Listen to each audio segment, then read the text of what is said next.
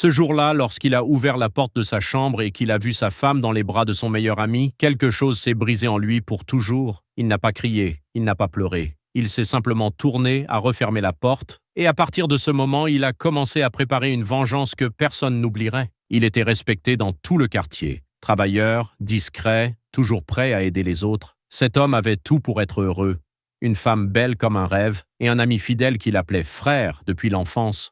Aux yeux des voisins, il formait un trio parfait, le mari sérieux, la femme souriante et le meilleur ami toujours présent à la maison. Personne ne pouvait imaginer que c'est justement entre ces trois-là que la plus grande trahison allait naître. Tout a commencé par de petits détails, des choses que l'on voit, mais qu'on préfère ignorer. Un jour, il est rentré plus tôt que prévu, son ami était seul au salon, nerveux et sa femme avait disparu, pour réapparaître quelques minutes plus tard par la porte de derrière, sans aucune explication claire. Une autre fois, il l'a surprise au téléphone, riant comme il ne l'entendait plus rire avec lui. À chaque fois qu'il entrait dans la pièce, elle raccrochait brusquement et changeait de sujet. Son cœur commençait à se poser des questions, mais sa tête refusait de croire que ceux qu'il aimait le plus pouvaient le trahir. Ce jour-là, il pleuvait.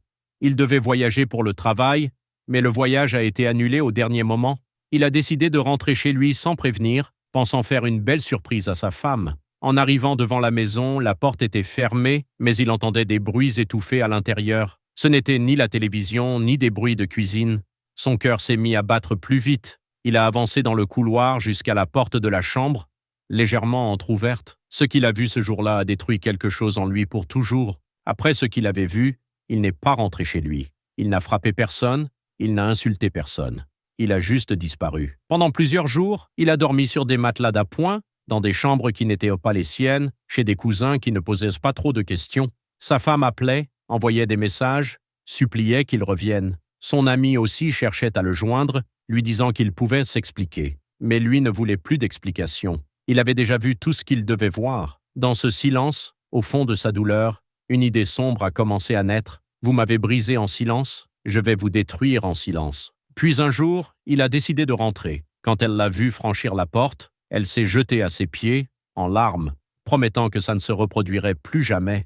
Elle parlait d'erreurs, de faiblesses, de moments d'égarement. Il l'a laissé parler. Puis, calmement, il lui a dit qu'il voulait tourner la page à une seule condition, que personne ne sache jamais ce qui s'était passé. Elle a accepté, soulagée. Avec son ami, il a aussi joué le rôle du frère qui pardonne. Il lui a écrit qu'il devait avancer, qu'il ne voulait plus revenir sur cette histoire, mais qu'il faudrait prendre de la distance avec la maison.